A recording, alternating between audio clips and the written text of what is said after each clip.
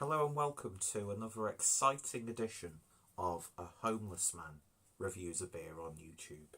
Yes, I look like a mess because I'm still recovering from my jaunt to Indie Man BeerCon in Manchester with my good friend and beer tubing legend Rob from Hopscene.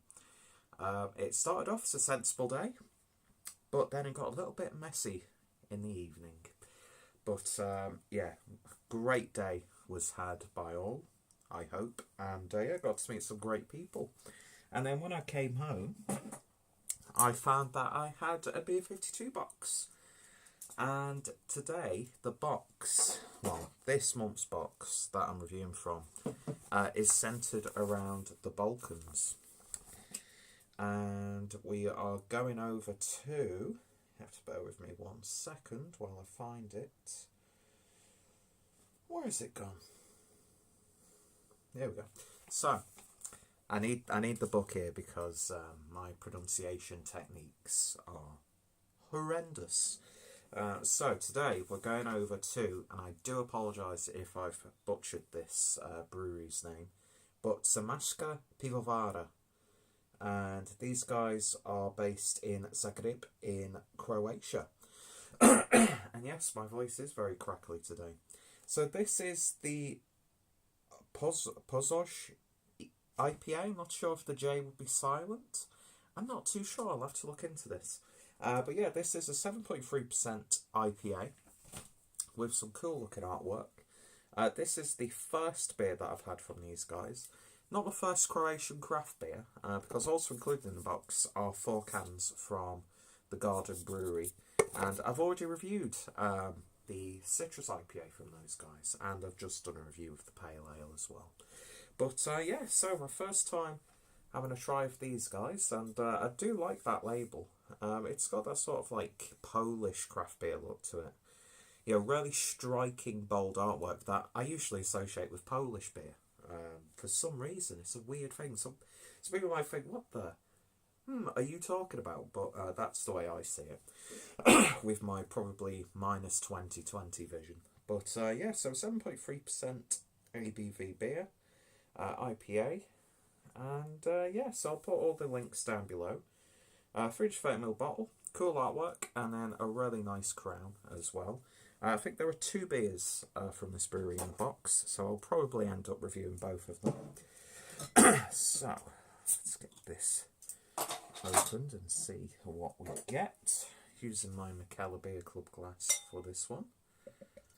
So, not too sure which sort of direction this IPA is going in, but from the looks of it, I'm going to hazard a guess that I'd imagine this is an established IPA.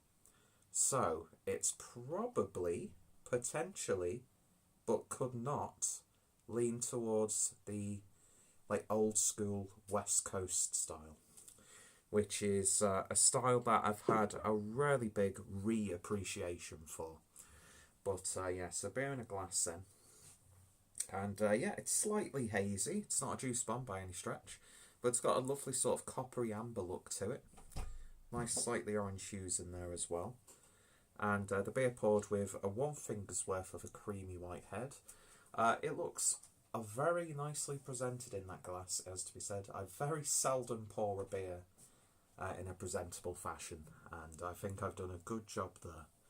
So yeah, it certainly looks good. So let's see if I can actually get a nose on this one.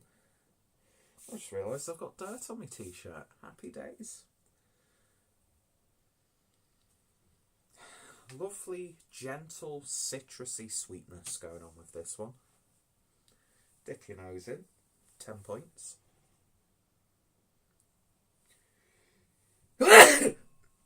Excuse me.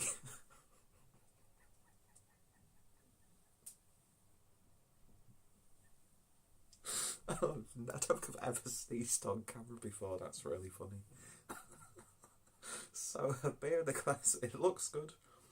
The smell's really nice. It's got that very subtle tropical vibe, but there's like loads of like orange, grapefruit, tangerines, that sort of thing.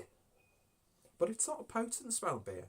And especially with that ABV as well, there's really no harshness. It's quite aromatic. There's a very subtle floral edge in there as well. But yeah, lovely grapefruit characters coming through. It smells really good, so let's give it a taste and hope we don't sneeze again. Cheers.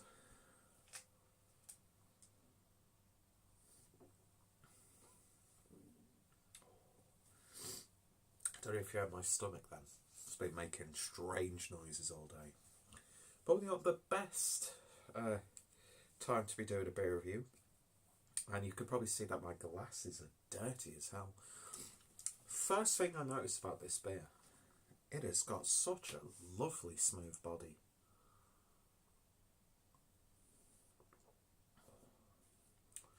It's pillowy, it's velvety.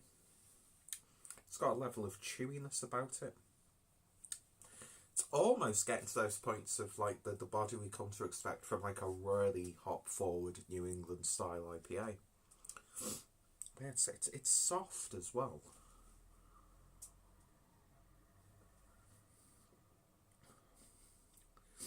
It's just a really nice and gentle, crushable IPA. It's one of those ones where you're like, if you were to have it at a bar, you have like 2/3. It's like, I instantly want another glass of that. You know, is it gonna like tick off all the boxes for the whale hunters and that sort of thing? No, not really, but then again, does beer have to be about ticking off boxes? And yeah, it's fun to like try and get the likes of like Pliny and like the tree houses and like the Cascades and Lost Abbey and that sort of stuff. But sometimes you just want a well-brewed, tasty beer. And this is one of those things. It's not a boring beer by any stretch. It's a really nice and gentle, rounded, slightly dank, resiny IPA with some lovely floral tones, some lovely upfront grapefruit vibes going on. More of that sort of like sweeter pink grapefruit. But yeah, you get like Haribo sweets, Ranchu sweet pastels, jelly tots, all those sorts of like hard candies as well. Which are flavour notes I miss in beers like this. I miss a really good bitterness on the back end. And this is delivering for me. Is it the greatest beer I've ever tried? And why have I gone like to a Mark Wahlberg softly spoken voice? I don't know. Been up since 10. No, that's not even an impression of Mark Wahlberg. Oh, sorry, this review is awful. But yeah, it's just a really solidly brewed and drinkable IPA. I'm just flabbergasted by the wonderful body on this beer. Nice and sticky on the back end as well. Not dry at all, but it makes your mouth water. It's just a beer that you just want to keep sipping and sipping and sipping, and next thing you know, you're 3 or 4 bottles in. And then that ABV is going to come creeping up on you. But yeah, I'm very impressed with this beer. It's just what the doctor ordered. Most of my drinking yesterday at Indie Man was like hazy IPAs. Although I did have Ransack the Universe from Collective Arts, which was absolutely belting.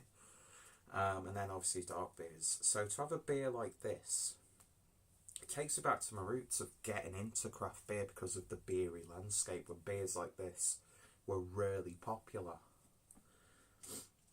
And yeah, it's a gorgeous little beer, it really, really is. And a lovely beer to end the night on. So in terms of a rating then, for Zmajska Pivovara's Pozoj India Pale Ale, I'm going to give that one an 8.5 out of 10. I think that's a banging little beer. It really, really is. Banging little beer with a tight body. No, let's not get misogynistic, Peter. You're better than that. And yeah, It's a cool little beer. If you can get your hands on it, certainly give it a go. It's definitely a beer to look forward to if you've got the Balkans beer box from Beer 52.